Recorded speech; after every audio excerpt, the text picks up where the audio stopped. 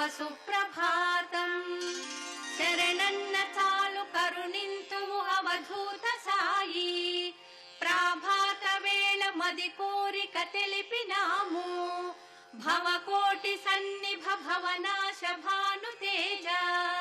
శ్రీ షిరిడి సాయిపతే తవ సుప్రభాతం.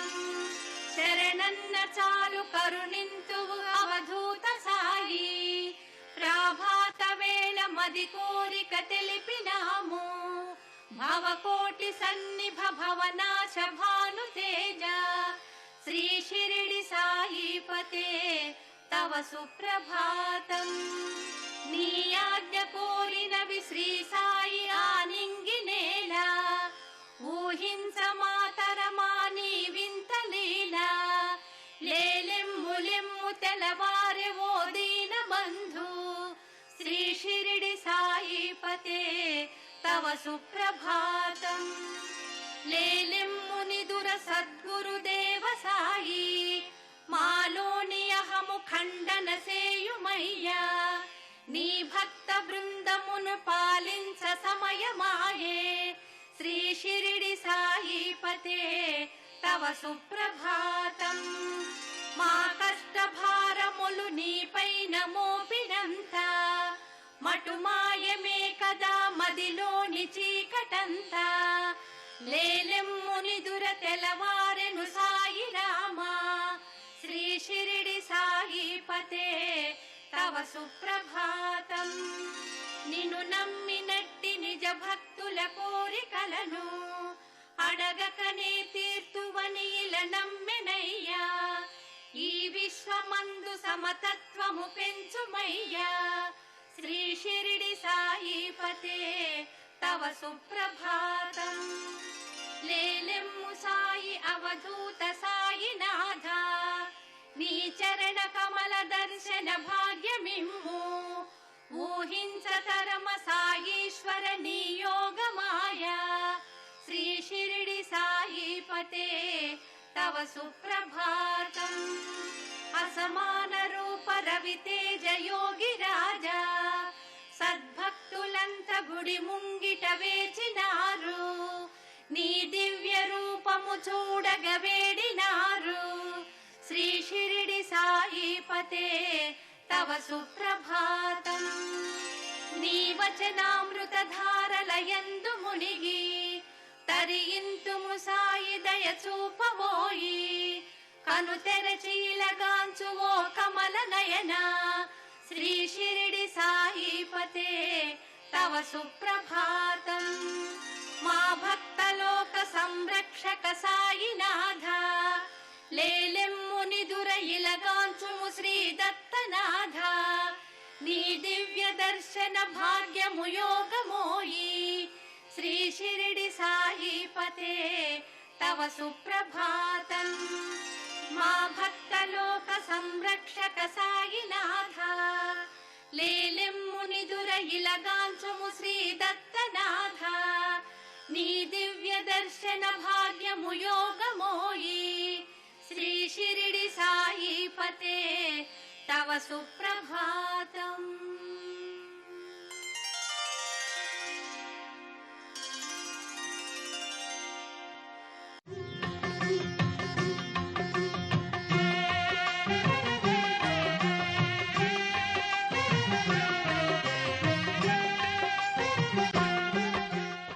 శ్రీ మహాగణాధిపతయే నమః. శ్రీమాత్రే నమః. ఓం నమ శివాయ. కార్తీక దామోదరాయ నమః. శివకేశవులిద్దరికీ ప్రీతిపాత్రమైన కార్తీక మాసంలో కొన్ని ప్రత్యేకమైన నోములు వ్రతాలు ఆచరిస్తే శివకేశవుల అనుగ్రహానికి చాలా సులభంగా పాత్రలు కావచ్చని స్కంద పురాణంలో వివరించడం జరిగింది. కార్తీక మాసంలో ఆచరించదగిన ప్రత్యేకమైనటువంటి మహిమాన్వితమైనటువంటి శక్తివంతమైనటువంటి వ్రతాలలో త్రికార్తి వ్రతానికి విశేషమైన ప్రాధాన్యత ఉంది. ఈ త్రికార్తి వ్రతం గొప్పతనం గురించి స్వయంగా నృసింహ పురాణంలో పరమేశ్వరుడు పార్వతీదేవికి వివరించాడు. స్వయంగా పరమేశ్వరుడే పార్వతీదేవికి వివరించినటువంటి ఆ త్రికార్తి వ్రతాన్ని ఎవరైతే ఈ కార్తీక మాసంలో ఆచరిస్తారో వాళ్ళు విశేషమైనటువంటి శుభ ఫలితాలను సిద్ధింపజేసుకోవచ్చు. ఆ త్రికార్తి వ్రతం ఎలా ఆచరించాలంటే ముందుగా ఈ కార్తీక మాసంలో ఏ రోజైనా సరే గణపతిని పూజించండి. గణపతిని గరికతో కానీ ఎర్రటి పుష్పాలతో కానీ పూజించి ఆ తర్వాత 320 ఒత్తులు తీసుకోండి. ఆ 320 ఒత్తులు గోఘృతములో అంటే ఆవు నెయ్యిలో తడిపి విష్ణుమూర్తి చిత్రపటం దగ్గర దీపాన్ని వెలిగించండి. ముందు గణపతిని పూజించండి, ఆ తర్వాత విష్ణుమూర్తి చిత్రపటం దగ్గర 320 ఒత్తులు ఆవు నెయ్యిలో తడిపి దీపాన్ని వెలిగించండి. ఆ తర్వాత షోడశోపచారాలతో శ్రీ మహావిష్ణువుని పూజించండి. ఇలా వరుసగా 3 సంవత్సరాలు కార్తీక మాసంలో ఏ రోజైనా ఈ విధంగా ఆచరించాలి. అందుకే దీన్ని త్రికార్తి వ్రతము అనే పేరుతో పిలుస్తారు. అంటే వరుసగా 3 సంవత్సరాల పాటు కార్తీక మాసంలో మీకు నచ్చిన రోజు గణపతిని పూజించండి, విష్ణువు దగ్గర 320 ఒత్తులేసి దీపాన్ని వెలిగించండి. ఇలా 3 సంవత్సరాలు కూడా కార్తీక మాసాలు పూర్తి కాగానే మీరు ఉద్యాపన చేసుకోవాలి. ఉద్యాపన ఎలా చేసుకోవాలి? ఉద్యాపన సమయంలో విష్ణుమూర్తిని పూజించి ఎవరైనా బ్రాహ్మణుడికి ఒక చిన్న విష్ణుమూర్తి విగ్రహాన్ని కానీ చిత్రపటాన్ని కానీ ఒక యజ్ఞోపవీతాన్ని ఒక నూతన వస్త్రాన్ని తాంబూలంలో ఉంచి ఒక దీపం కూడా వెలిగించి ఆ దీపంతో పాటు బ్రాహ్మణుడికి దానం ఇవ్వాలి. ఇలా చేస్తే త్రికార్తి వ్రతానికి ఉద్యాపన పూర్తవుతుంది. అంటే 3 సంవత్సరాల పాటు కార్తీక మాసంలో ఏదో ఒక రోజు ఆ విధంగా దీపం వెలిగించటం, 3 సంవత్సరాలు పూర్తి కాగానే ఎవరైనా బ్రాహ్మణుడికి నూతన వస్త్రము, యజ్ఞోపవీతము, విష్ణుమూర్తి ప్రతిమ, దాంతోపాటు వెలిగించిన దీపం దానంగా ఇవ్వాలి. ఇలా చేస్తే ఉద్యాపన కూడా పూర్తయిపోతుంది. ఇలా ఎవరైతే త్రికార్తి వ్రతాన్ని ఆచరిస్తారో వాళ్ళు జీవితంలో ఎప్పటికీ తరిగిపోనటువంటి సుఖ సంతోషాలు భోగ భాగ్యాలతో విరాజిల్లటానికి ఆస్కారం ఉందని స్వయంగా పరమేశ్వరుడు పార్వతీదేవికి వివరించాడు. అలాగే ఈ త్రికార్తి వ్రతానికి ఉద్యాపన చెప్పుకునే సమయంలో వీలైతే ఒక చిన్న వెండి పాత్రలో దీపాన్ని వెలిగించి బ్రాహ్మణుడికి దానం ఇవ్వండి అని స్కంద పురాణం చెప్తుంది. అలాగే దానం ఇచ్చేటప్పుడు బంగారపు ఒత్తి వేసి దానం ఇస్తే చాలా మంచిది. చిన్న వెండి దీపంలో ఒక చిన్న బంగారపు ఒత్తి వేసి దీపాన్ని వెలిగించి ఉద్యాపన సమయంలో దానం ఇస్తే చాలా మంచిది. అది కూడా ఆవు నెయ్యితో వెలిగించి దానం ఇస్తే చాలా మంచిది. ఇలా త్రికార్తి వ్రతం ఆచరించడం ద్వారా ఉత్తమ ఫలితాలను సిద్ధింపజేసుకోండి. అలాగే కార్తీక మాసంలో మీరు ఆచరించాల్సిన అత్యంత శక్తివంతమైనటువంటి మరొక నోము ఏంటంటే శతవర్తి నోము. దీన్నే శతవర్తి వ్రతము అనే పేరుతో కూడా పిలుస్తారు. మరి ఈ శతవర్తి వ్రతం విశిష్టతను స్కంద పురాణంలో ఎవరికి వివరించారంటే బ్రహ్మదేవుడు స్వయంగా నారద మహర్షికి వివరించాడు. బ్రహ్మదేవుడు నారద మహర్షికి వివరించినటువంటి ఆ శతవర్తి వ్రతాన్ని ఎవరైతే కార్తీక మాసంలో ఆచరిస్తారో వాళ్ళు ఇప్పటి వరకు చేసుకున్నటువంటి పాపాలు, జన్మాంతరాలలో చేసిన పాపాలు అన్నీ కూడా నశించబడతాయి. శివకేశవుల అనుగ్రహం కలుగుతుంది, మోక్షం కలుగుతుంది. అందుకే బ్రహ్మదేవుడు నారద మహర్షికి ఏం చెప్పాడంటే శతవర్తి వ్రతం నామ సర్వపాప ప్రణాశనం అని చెప్పాడు. అంటే అర్థం ఏంటంటే శతవర్తి వ్రతాన్ని ఎవరైతే ఆచరిస్తారో వాళ్ళకు ఉన్నటువంటి అన్ని పాపాలు నివారించబడతాయి అని అర్థం. మరి ఈ శతవర్తి వ్రతాన్ని ఎలా ఆచరించాలి? కార్తీక మాసంలో ఏదో ఒక రోజు ఆవు నెయ్యి కానీ నువ్వుల నూనె కానీ ఒక బంగారపు పాత్రలో లేదా వెండి పాత్రలో పోయండి. అలా ఆవు నెయ్యి కానీ నువ్వుల నూనె కానీ బంగారపు పాత్రలో లేదా వెండి పాత్రలో పోసిన తర్వాత 100 ఒత్తులు వేసి దీపాన్ని వెలిగించండి. అలా 100 ఒత్తులు వేసి దీపాన్ని వెలిగించి ఆ 100 ఒత్తుల దీపాన్ని దానంగా ఇవ్వండి. దీన్నే శతవర్తి వ్రతము అనే పేరుతో పిలుస్తారు. శతవర్తి అంటే అర్థం ఏంటి? 100 ఒత్తులు అని అర్థం. అంటే ఎవరైనా సరే చక్కగా ఆవు నెయ్యి కానీ నువ్వుల నూనె కానీ పోసి బంగారంలో కానీ వెండిలో కానీ ఆ ప్రమిదలో ఆవు నెయ్యి నువ్వుల నూనె పోసిన తర్వాత 100 ఒత్తులు వేసి దీపం వెలిగించి దానం ఇవ్వాలి. ఇది కొద్దిగా కష్టమైనప్పటికీ ఈ 100 ఒత్తుల దీపాన్ని కనుక కార్తీక మాసంలో దానంగా ఇచ్చినట్లయితే ఈ శతవర్తి వ్రతం అనేది ఆచరించిన ఫలితం కలుగుతుంది. దీనివల్ల ప్రజ్ఞా పాఠవాలు, ఆయుర్దాయము, సంపద, సద్గుణాలు, ఔదార్యము, మోక్షము అన్నీ కలుగుతాయని బ్రహ్మదేవుడు నారద మహర్షికి వివరించాడు. అలాగే ఈ శతవర్తి వ్రతానికి ఉద్యాపన కూడా చేసుకోవాలి. ఉద్యాపన కార్తీక మాసంలో ఏదో ఒక రోజు చేసుకోండి. ఉద్యాపన చేసుకునేటప్పుడు ఒక బంగారపు ఒత్తి కానీ వెండి ఒత్తి కానీ వేసి ఆవు నెయ్యి పోసి దీపం వెలిగించి ఎవరికైనా విష్ణుమూర్తి ప్రతిమతో పాటుగా దానం ఇవ్వండి. ఇలా చేస్తే ఉద్యాపన కూడా పూర్తవుతుంది. ఉద్యాపన సమయంలో మీరు బంగారపు ఒత్తి కానీ వెండి ఒత్తి కానీ వేసి దీపం వెలిగించి బ్రాహ్మణుడికి దానం ఇచ్చేటప్పుడు ఆ దీపంలో 27 గురువింద గింజలు కూడా వేసి ఆ దీపం దానంగా ఇవ్వండి. గురువింద గింజలు అంటే మహాలక్ష్మీదేవికి ఎంతో ప్రీతిపాత్రం. ఆ గురువింద గింజలు వేసి దీపం వెలిగించి దానం ఇస్తే ఉద్యాపన సమయంలో శతవర్తి వ్రతం పరిపూర్ణంగా చేసిన శుభ ఫలితాలు కలుగుతాయి. శివకేశవుల అనుగ్రహంతో పాటుగా మహాలక్ష్మీదేవి కటాక్షం కూడా చాలా సులభంగా కలుగుతుంది. అందువల్ల అత్యంత మహిమాన్వితమైనటువంటి శక్తివంతమైనటువంటి శతవర్తి వ్రతాన్ని, త్రికార్తి వ్రతాన్ని ఈ కార్తీక మాసంలో ఆచరించండి. శివకేశవుల అనుగ్రహానికి పాత్రులై విశేషమైన శుభ ఫలితాలను సిద్ధింపజేసుకోండి. అలాగే కార్తీక మాసంలో నవగ్రహ దోష తీవ్రతను తగ్గింపజేసుకోవటానికి, కుటుంబంలో సభ్యుల సర్వతోముఖాభివృద్ధికి నవగ్రహ దీపాల నోమును కూడా ఆచరించాలి.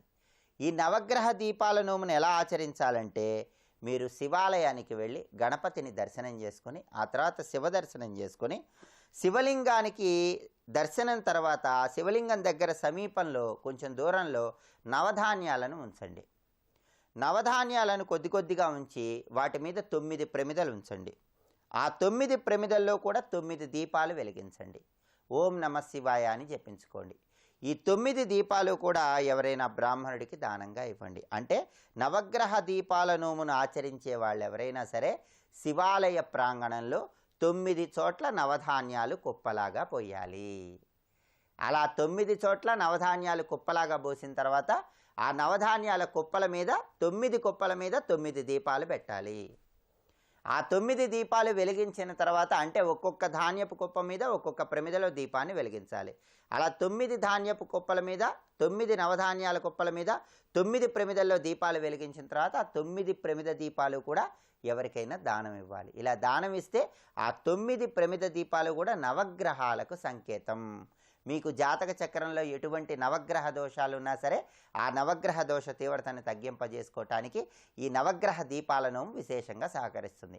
అలా శివాలయంలో దీపదానం చేశాక మీ గృహానికి వచ్చి మీ గృహంలో ఈశాన్య దిక్కులో కొద్దిగా అక్షింతలు చల్లి నమస్కారం చేసుకోండి. ఈశాన్యాధిపతి అయినటువంటి ఈశ్వరుడి అనుగ్రహం కలుగుతుంది. గ్రహ నక్షత్ర మాలికాధరుడైనటువంటి శివానుగ్రహం ద్వారా గ్రహదోషాలన్నీ తొలగింపజేసుకోవచ్చు. ప్రత్యేకంగా నోములు వ్రతాలు ఆచరించండి. శివానుగ్రహానికి సులభంగా పాత్రలు కండి. సర్వే జనాః సుఖినో భవంతు. స్వస్తి.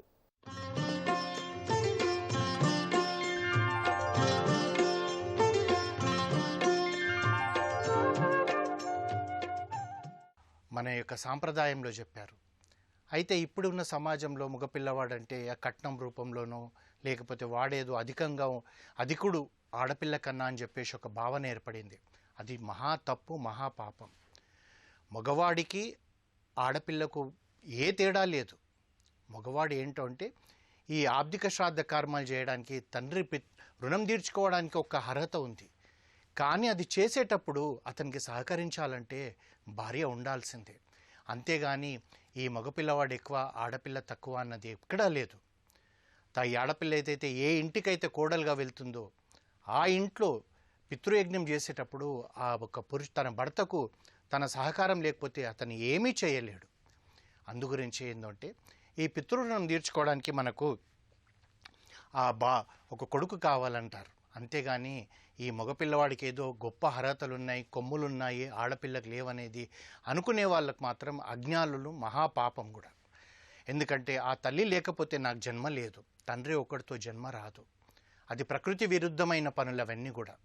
మనం ఈ విధంగా మనం ఆలోచిస్తుంటే ఆ తండ్రి ఎప్పుడైతే ఆ బిడ్డ ముఖం చూస్తాడో అప్పుడు తను అనుకోవాలంట, నా పితృరుణం తీర్చుకున్నాను, నా కొడుకు ముఖం చూశానని. పుత్రుని ముఖం చూడగానే తను పితృరుణం నుంచి విముక్తి అయిన వాడవుతాడు తండ్రి భావించాలంట. నన్ను వాగ్దానం చేస్తుంది, శాస్త్రం చెప్తుంది అనమాట. ఎప్పుడైతే తండ్రి తన బిడ్డ ముఖం చూసేటప్పటికీ పితృరుణం నుంచి విముక్తుడవుతాడు అని శాస్త్రం అంటే ఒక ప్రామిస్ మాదిరిగా చెప్తుంది. ఇది సత్యము, ఇది మీరు గుర్తుపెట్టుకోండి అని చెప్పేసి. అంతేకాకుండా ముఖాన్ని చూసిన తర్వాత తండ్రి సుచేల స్నానము చేయాలన్నది. అంటే సుచేల స్నానం అంటే ఏంటిదంటే బిడ్డ ముఖాన్ని చూసే సమయంలో తండ్రి ఏ బట్టలైతే ధరించుంటాడో ఆ బట్టతో సహా స్నానం చేయాలంటున్నారు. అంతేకాకుండా ఈ స్నానం చేసే పద్ధతే వేరు. అంటే ఏ బట్టలతో తన కొడుకుని చూశాడో పుట్టిన వెంటనే అలాగే వెళ్ళి ఆ బట్టలతో స్నానం చేయాలంటే మనం ఇప్పుడున్న పరిస్థితుల్లో ఏ బకెట్లో నీళ్ళు నింపుకొని మగ్గుతో నీళ్లు పోసుకునేది ఆ స్నానం కాదు.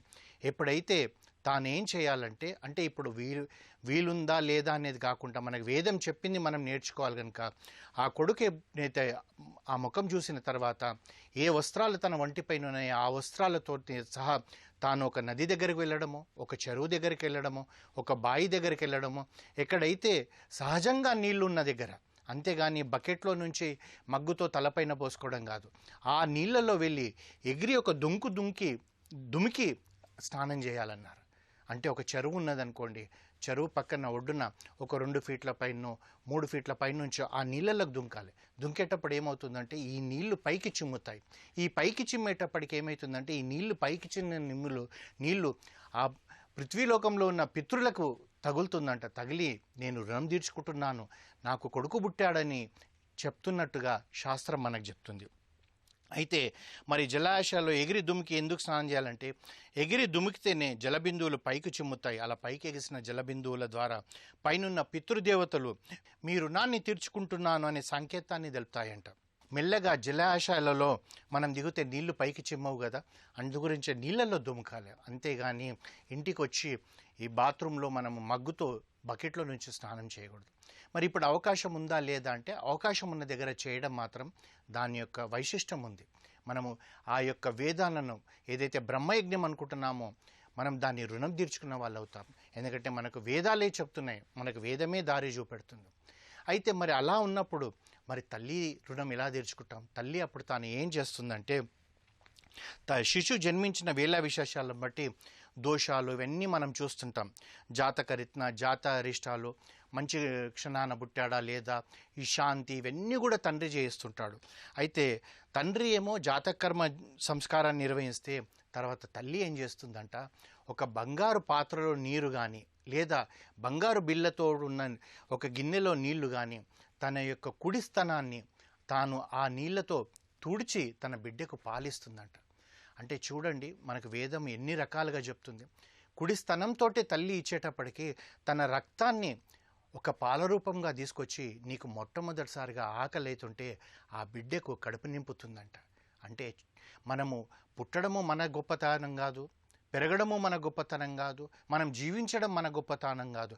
అడుగడుగున మనం ఒకరి మీద ఆధారపడి ఉన్నాం. దైవం మీద ఆధారపడి ఉన్నాం, వేదం మీద ఆధారపడి ఉన్నాం, ఆ తర్వాత తల్లిదండ్రుల మీద ఆధారపడి ఉన్నాం. ఆ తండ్రి అలా చేస్తే తల్లి తన రక్తాన్ని పాల రూపంగా ఇచ్చి నీకు మొట్టమొదటిసారిగా ఆకలేస్తుంటే తను నీకు ఆకలిని తీర్చడానికి తాను తన స్తనం ఇస్తుంది, కుడి స్తనం. ఆ ఇచ్చేటప్పటికీ నీకు కడుపు నిండిపోతుంది. అది ఆ తల్లి యొక్క గొప్పతనం, తండ్రి యొక్క గొప్పతనం. మనం ఏ విధంగా చూస్తున్నా కానీ తాను ఏమనుకుంటుందంట, తను పాలిచ్చేటప్పుడు మొట్టమొదటిసారిగా ఆ తల్లి అనుకుంటుందంట, ఏ ఈశ్వర, నా రక్తాన్ని పాలరూపంగా ఇస్తున్నాను నా బిడ్డకు, వీడు ఆరోగ్యంగా ఉండాలి, ఆయుష్తో ఉండాలి, 100 సంవత్సరాలు జీవించాలి. నా రక్తం పాలరూపంగా అయిపోయినా పర్వాలే, నాలో శక్తి క్షీణించినా పర్వాలే, కానీ నా బిడ్డ మాత్రము ఆరోగ్యవంతుడై 100 సంవత్సరాలు ఆయుష్తో జీవించాలని చెప్పి ఆ ఈశ్వరుడికి ప్రార్థిస్తూ తన యొక్క పాలు ఇస్తుందంట. ఇది తల్లిదండ్రుల గొప్పతనం. ఆ తల్లిదండ్రులు అక్కడి నుంచి మొదలవుతుంది మనకు అడుగడుగున ఏ విధంగా ఉంటారని.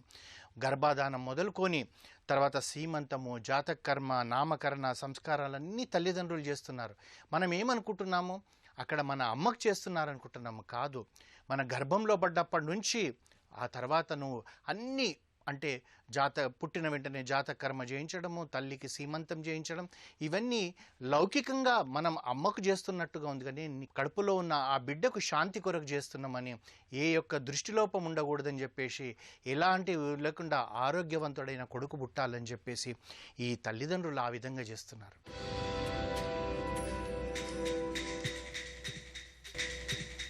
శివాంగ సాధకులు ఎంత దూరం నుంచి వచ్చినా వెళ్లి ఎంగిరికి చేరుకోగానే ఆ అలసటంతా మాయమైపోతుంది. ఇల్లు వదిలి ఎన్ని రోజులైనా ఆదియోగి ముందుకు రాగానే బెంగంతా భక్తిగా మారిపోతుంది. నీరసమంతా పారవశ్యంగా పొంగి పొర్లుతుంది.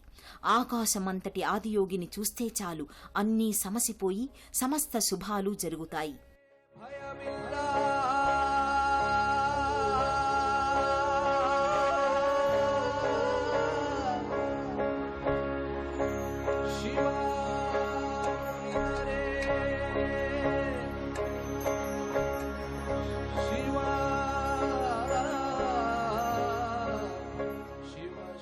ఆదియోగిని కనులారా దర్శించుకున్న శివాంగ సాధకులు ఆదియోగి మందిరంలో శివలింగాన్ని అర్చించుకుంటారు.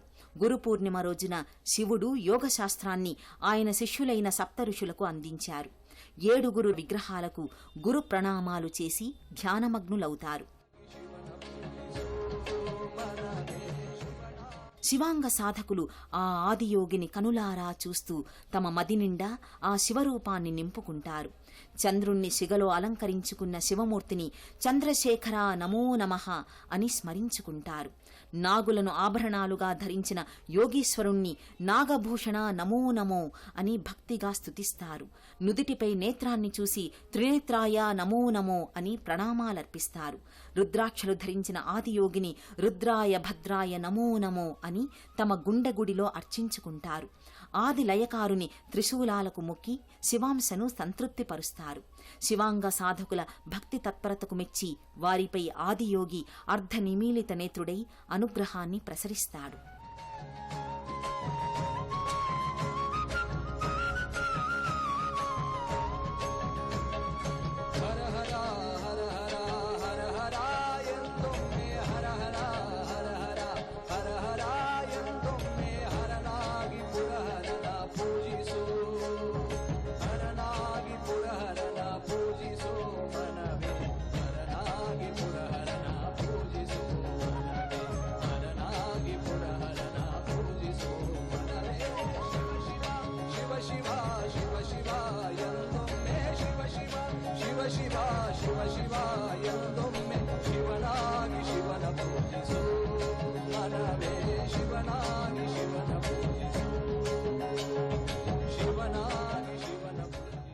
ఇన్ని రోజులు చేసిన శివదీక్షను విరమించుకునేందుకు ధ్యానలింగ మందిరం ముంగిట్లోకి వస్తారు. తమ చేతుల దండకు కట్టుకున్న నల్లని దీక్షా వస్త్రపీలికను విప్పి అక్కడ ఉన్న వృక్షదేవతకు కడతారు. తమ తలపై ధరించిన మూటలోని కొబ్బరికాయను కొడతారు. శివసేవకుడైన నందీశ్వరునితో పాటు కూర్చుని శివ నమస్కారాన్ని సామూహికంగా చేస్తారు.